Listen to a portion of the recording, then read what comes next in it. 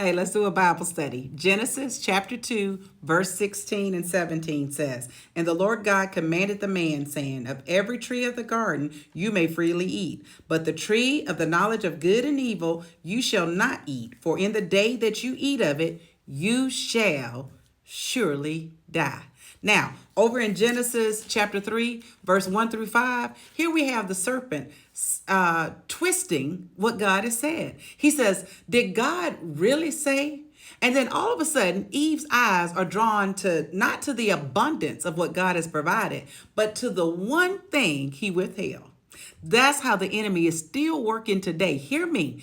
God commands was both provision and protection, freedom within boundaries that kept them safe. But Satan, what he did is he reframed that thing as restriction, then made Eve question God's goodness by spotlighting what she perceived to be lack. And that's what he does with us today. He's still whispering, why can't you have that? Why hasn't God done this? Until we forget that God has already given us everything we need for life and godliness. So when your mind starts circling around what's missing, what I need you to do is stop and pause and look around at what's already been given to you. Provision is everywhere, but protection, it often looks like a no. So don't you dare let the enemy turn your gratitude into a grievance.